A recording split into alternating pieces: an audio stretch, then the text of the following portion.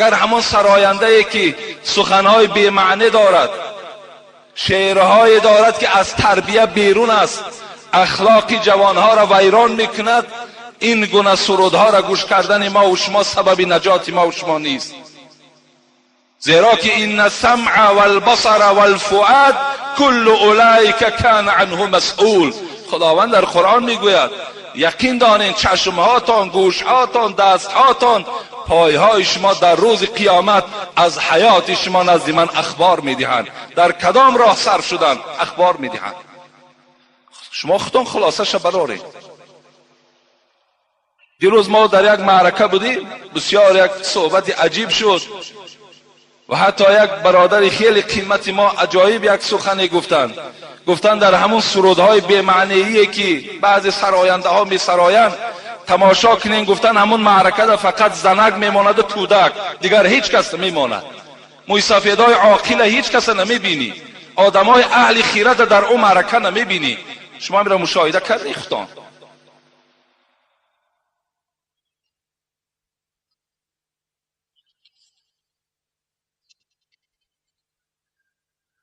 در مغازه‌ای که سودا میکنم، اینش از خاولین بوده است، چپته های بردناک و بی برد تشکیل کردند و میفروشم، یعنی سپرینت. این کاری من به قمار وابستگی دارد یا نه؟ اگر گناهکار شده باشم چیکار کنم؟ اعوذ بالله. عزیز الله، این برادر عزیز الله نام داشته است. یعنی سپرینت، اینا را از روی نقطه نظر اسلام هر چیزی که برد و باخت داشته باشد وای به قمار آمیخته است، وای از حساب قمار حساب کرده می شود. یعنی به قمار البته به البته وابستگی دارد و خداوند در قرآن هم همه ما و شما را از خوردن عرق، از قماربازی، آیتی که من در باب عرق برای شما صحبت کرده بودم، از قماربازی، از عرق نوشی، از بت پرستی، از فالبینی که اینها را پروردگار در قرآن حرام گفت، پلید گفت و ما و شما را گفت اگر از اینها دوری جوید نجات میابید. اینم از همون جمله چی هست؟ جمله قمار هست. السلام علیکم و رحمت الله و برکاته. داملای محترم، کودک میده را 4-5 ساله را گفتن بسم الله را و سوره را یاد دهی اوبال است. میگویند که اوبال است چون که به عقل هست، یا پسر یا دختر. نه، بلکه امروز الحمدلله 5 ساله بچه حافظ قرآن است، 5 ساله دختر امروز حافظ قرآن است. اینا را هر کدام شما، پیغمبر خدا چی گفتن؟ اولین کلمه که به زبان کودک باید رانده شود این چی است؟ لا اله الا الله محمد رسول الله است. اینا باید امروز ما و شما به نهایت دور شدیم. امروز لبی دسترخوان دمی نشینیم فقط ملاها را غیبت میکنیم. امروز لبی دسترخوان دمی نشینیم غیبت همسایه ها را میکنیم. یک توده فرزند داری، 9-10 فرزند. تصور کن که تو 9 تا بلا به سر خود آوردگی هستی اگر از عهده اینها نبرایی، اگر اینها را تو تربیه کرده نتوانی. اینها را نزد دسترخوان که نشستین، فرزندهای چی دخترتان باشد چی بچه هاتان باشد، نصیحتشان کنید. همین از رحمتی پدرم در آوان خوردیم از یاد کرده بودم. یعنی آن سوره های را که شما در خوردی از یاد میکنید وای در سر شما نقش میبندد، مثل نقشی در سنگ است، وای هیچگاه گم نمیشود. این سوره هایی که شما در سین و سال بلند الکی از یاد میکنید، این از یاد شما درو میرود. از این خاطر کودکان را در همون خوردی تعلیم دهید، به اسلام نزدیک کنید، با محمد صلی الله علیه و سلم شناس کنید. این ماه مولود است. در لب دسترخوان که نشستی بچم میدانی که همین ماه محمد تولد شدن صلی الله علیه و سلم است.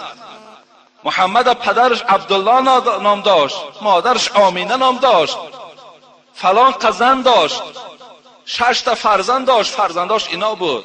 آمدن محمد صلی الله علیه و سلم به دنیا از این وظیفه ها عبارت بود. گفته اینا را به فرزندان تعلیم دهید. این اوبال نیست. ولی بعضی برادرها میگویند که اگر فرزند خرد در پهلوی تو آمدن نماز خواند در خانه، اینم گناه هست گفتگی. اینم گناه نیست.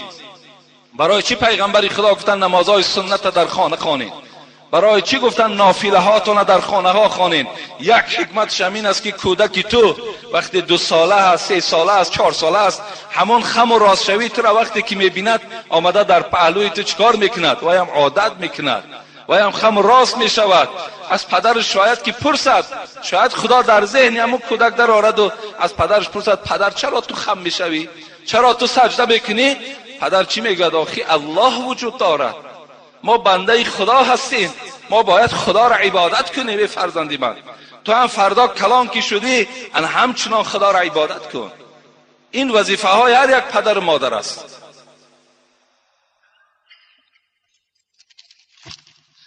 السلام علیکم واعظی راه خدا محترم حاجی میرزا، از شما یک سوال دارم، التماس حقیقتش را به ما فهمانید.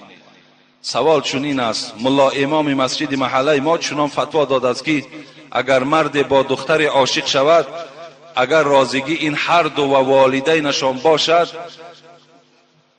با شاهد 2 شخص به نکاح می توانند که خانه‌داری کنند. جوابش را انتظاریم. در آخر در حق ما جوانان دعا کنید که خداوند ما را به راه راست هدایت کند. برای ما خلق نادان و ساده تو کردی بازار علم را کشاده، بکردی ما را امروز مست و مدهوش در راه عشق الله همچون باده. خدا نگهبانتان باد. یعنی این برادر عزیز، هر یک ملایی که برای شما چی فتوایی که میدهد، امروز الحمدلله پیشرفت علم بینین، از ملاهاتان پرسین از کجا تو همین صحبت کردی؟ همین فتوایی که بر من دادی دلیل دارد یا ندارد؟ دارد دلیل. از بابا شنیدی؟ من بابای تو را قبول ندارم. ای محمد شنیدی؟ فتوات از خودت، فتوات از امون محمد. امروز الحمدلله قرآن است، امروز احادیث های پیغمبر است، امروز داملاهای زنده هست. از اونها میپرسم، حقیقتش میپرسم. از این خاطر هر یک مسئله که برای شما میبراید، شما خودتان امروز عالم ها را میشناسین. کی از عالم؟ اونها را مراجعت کنید. از این خاطر رازگی پدر و مادرم شرط است. اگرچند که خدا رحمت کنه حضرت امام ابو حنیفه را در نبودن پدر و مادرم نکاح را صحیح گفتند، لیکن بعضی از شاگردهای او با باطل بودن این نکاح هم فتوا دادگی هستند. از این خاطر حضور پدر و مادر این فیض نکاح را نشان میدهد. حضور خیش و تبارش این با برکات بودن نکاح را نشان میدهد. وقتی پدر و مادر دست میبردارد و برای بخت سفید دخترش دعا میکند، میدانید این چقدر قیمت دارد. از این خاطر پدر و مادر راضی باشند، دختر و این جوان هر دو راضی باشند، باز 2 شاهد دیگر وجود داشته باشد. این حالت در داملا در همونجا حضور دارد و اینجا چیکار میکند؟ پیشنهاد میکند به این دختر برای تسلیم کردن نفسش و به این جوان پیشنهاد میکند برای قبول کردن این نفس تسلیم کرده این دختر. این حالت در چی میشود؟ نکاح آنها صحیح میشود. السلام علیکم اکای حاجی میرزا، من یعقوب ساکن دهه لواوی ناحیه کولاب در شهر دوشنبه در بازار کاروان و تجارت مشغول هستم.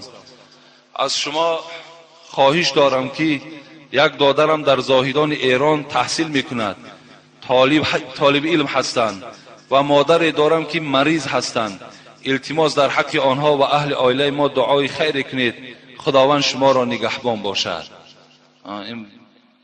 خدای مهربان این مادر که این برادر دیروز یک صدقه هم آوردگی بودند، خدای مهربان این مادر شفای کامل و شفای عاجل نصیب بگرداند و این جوانی که تحصیل علم دارد، خدا علم لدون، ذهن ذکی، علم نافع، علمی که برای فایده اسلام باشد، خدا نصیبش بگرداند. آمین یا رب العالمین.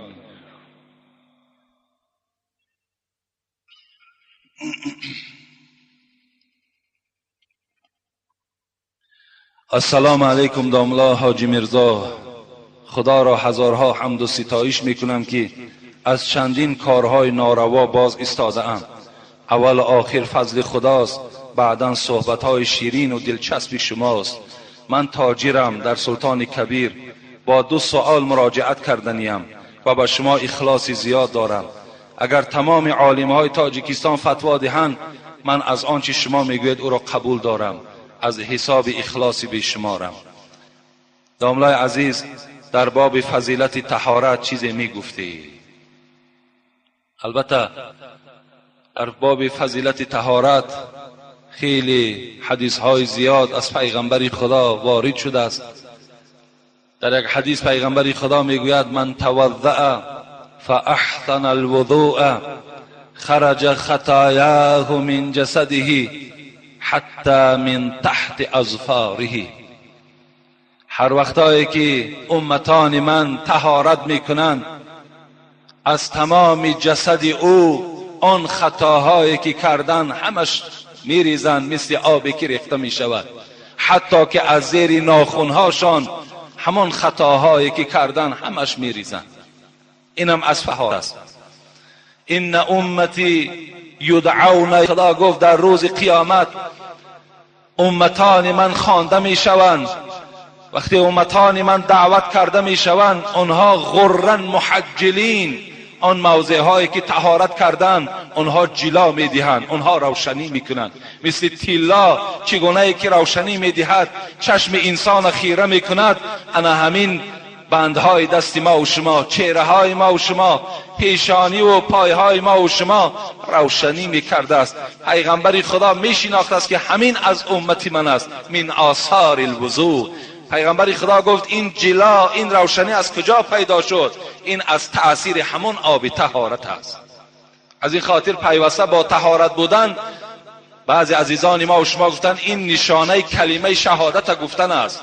یعنی اگر ما و شما با طهارت باشیم، مبادا که یکی ناگهان اجل به سر ما و شما آمد، در نزد خدا ما و شما در نفرهای نویسانده می شویم که همچنان کلمه شهادتش گفتگی هست. این درجاتی هست که برای آدمانی که صاحب طهارت هستند. حتی یک حدیثی هست، در صحیح بودنش خدا داناست، زیرا که من روایتش نیافتم، میگوید من نام علی الوضوء کان صلاته. هر وقتایی که اگر یک انسان با طهارت خواب کرد، میگوید نفسه تسبیح، نفسش تسبیح است. فراشه مسجد، همون جایگاه خوابه که 5 ساعت و 6 ساعت و 10 ساعت خواب میکند، در نزد خداوند نویسانده میشود که همین بنده در مسجد نشسته است. فراشه مسجد. نومه الصلات، چند ساعتی که خواب میکنی، ممکن 7 ساعت خواب کنی، در نزد خدا نویسانده میشود که همین انسان 7 ساعت به سوی پروردگار نماز خواند. کسی که اگر با طهارت خواب میکند. خوش به حال همون برادرایی که پیوسته با طهارت هستند. این طهارت کردن خاصه نماز نیست، شما دائم میتوانید که با طهارت باشید. هر شب پیش از خواب کردنتان حتمی طهارت کنید، خواب کنید. حتی همین فضل طهارت شما را از آسیب جن هم خدا نگاه می‌دارد. از هر از ضررهایی که به سر شما می آمدگی باشد، همین فضیلت طهارت شما را چیکار میکند؟ نگاه می‌دارد. دوم سوال کردن داملای عزیز، من از شما شنیدم که اگر بالای کرپچه نماز خوانید درست است، ولی از بعضی ملاها شنیدم که باز میگن نادرست است.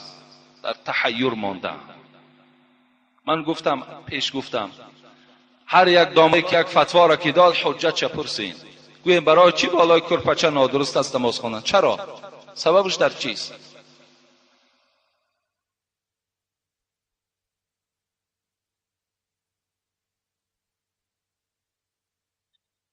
سوال داشته است. برای همین مادام من برای شما میگم بالای کرپچه درست است، نماز تا نخوانین، فقط همین جایی که سجده میکنین سخت باشد، انا همینش خوبتر و بهتر است. و بالای کرپچه هر چی ملایم هم که باشد خواندن گیرین، نماز شما را خدا قبول میکند. مخورسایی فریب فضل عمامه زاهی.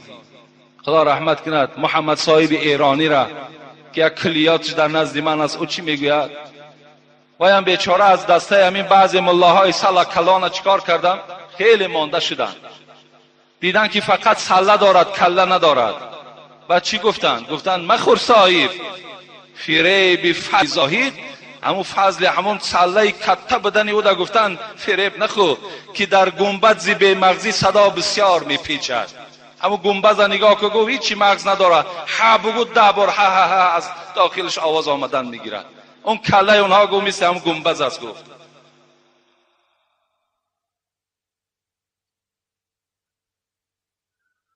از خدا ترسیدن در کار.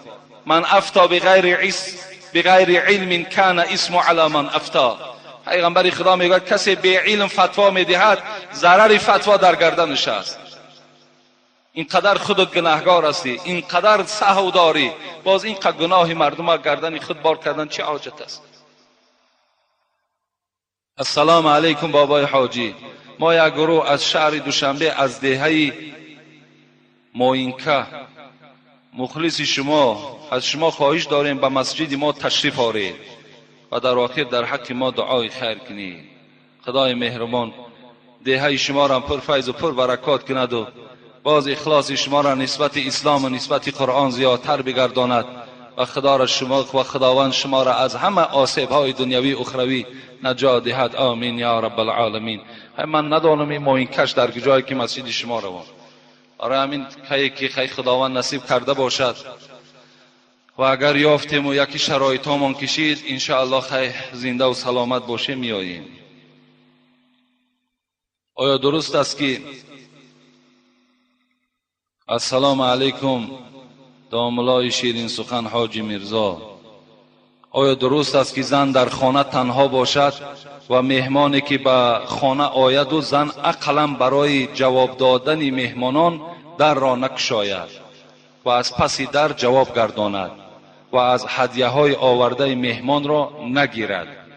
یعنی وقتی که اگر مهمان خانه کدام از ما و شما می آید، اگر مرد در اون خانه، گفته بودم که برادرای عزیز در خانه که مرد نیست، و این حدیث پیغمبر خدا بود که وقتی تو تنها اون خانه می روی با این زنی خاندار سیوم شما شیطان می شود. از این خاطر بهترین صورت همین است که شما در این خیل خانه ها ندرایید، زیرا اگر هرچی شما حلال پاکیزه هم که باشین امروز دشمن های وجود دارد که شما را تهمت کنند، شما را هر گونه در هر گونه تهمت ها پایبندتان کنند. از این خاطر همین زن خانه‌دار می تواند که گوید که مرده که من وجود ندارد، یا مرده که من بازار رفته است، یا مرده که من مثال فلان جا رفته است.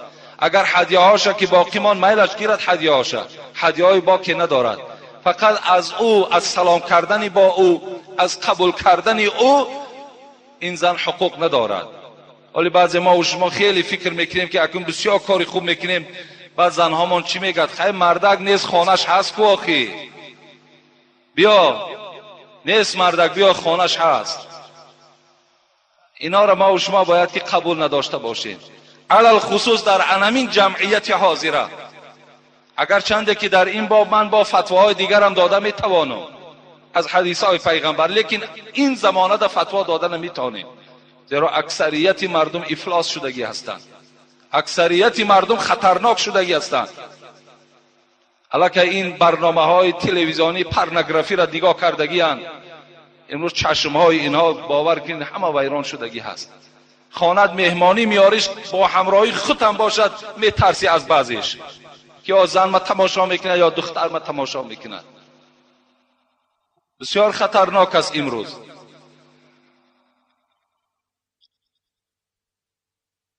السلام علیکم داملای شیرین سخن حاجی میرزا، از شما احترام خواهش می نمایم که با این سوال من جواب دهید. من چندین بارها پدرم را غیبت کردم. امروز که پشیمان شدم میخواهم به درگاه خداوند توبه کنم، ولی از پدرم بخشش پرسیدن نمیتوانم. میترسم که خشم و غضب و نفرت پدرم نسبت به من زیاد گردد. آیا توبه کرده و به درگاه خدا از این اعمال زشت کافی هست؟ کافی هست. اگر امروز خداوند این عقل فراست داده باشد که این پدر توست و این غیبت کردن تو برای تو حرام است، نادرست است. امروز هم که خدا تو را بیدار کرده باشد خوش به حالت. همین روز هم به سوی خداوند توبه کن، خداوند توبه تو را میبخشد.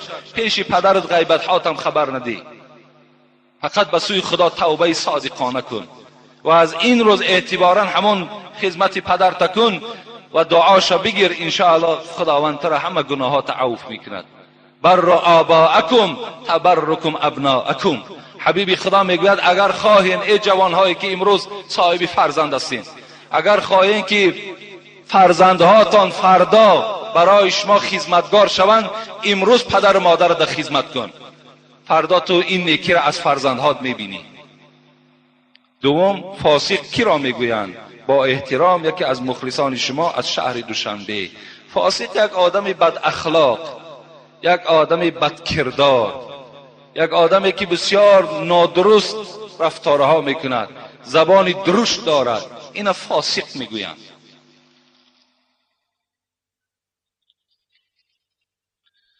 السلام علیکم داملای شیرین سخن حاجی میرزا.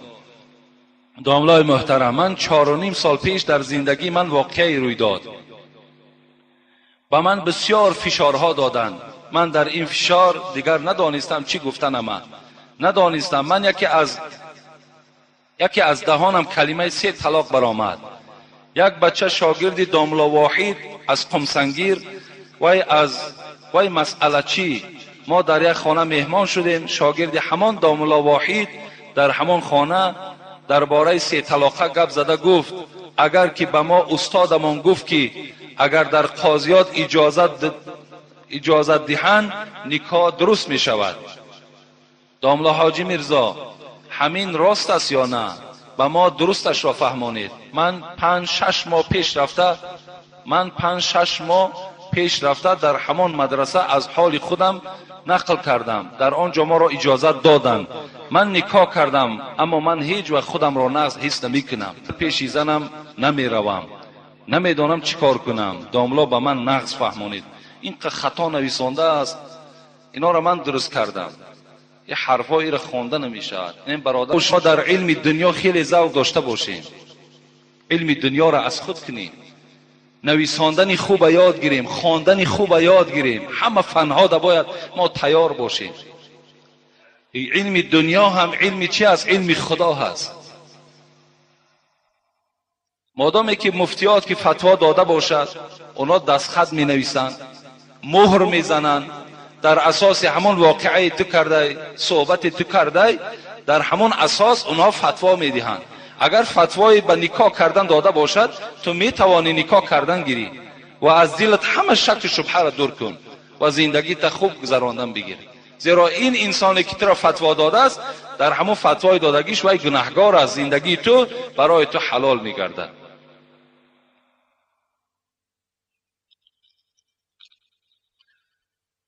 داملای محترم، اگر علاجش باشد با سوال ما جواب گردانید. در وقت خدمت عسکری نمازهای وقتی را قضا کردم، با همین روشنی می انداختید. یعنی در حالت عسکری کدام شما اگر نماز قضا کرده باشید، می توانید که همون نمازهای قضاتون آمده، همون 2 سالی که اگر باشد، همون 2 سال نماز قضا گفته نیت کرده، همون 2 رکعت فرض است، 4 رکعت فرض است، چگونه ای که الحال میخونیم هم تا خوانده رفتن گیریم. بین نماز عصر و شام نانشته کردن ممکن است یا نه؟ ممکن است. اگر نماز عصر تا خواندگی باشد، بین عصر و شام طعام میخورین، آب میخورین، همه این جایز است. این سخنهایی که اگر ما و شما بین عصر و شام اگر طعام نخوری و اگر شراب یکی مابادا یگان شاکید میارن ننوش که مثال فرزندی تو را از آب روغ هستن، اینا هیچ اصلی ندارن. خوردن بگیر شود. یک حالت شمین است که در پیش طعام است و وقتی نماز است، اول طعام بخور بعد نماز بخوان میگن. بین نماز سنت و فرض هر خیله گپ گفتن ممکن است یا نه؟ این ترک سنت می شود. اگر شما نماز سنت که خواندین، تا نماز فرض می توانین که با ذکر الله مشغول شوید، تسبیح گردانین. اینش بهتر، اینش به سنت قریب است.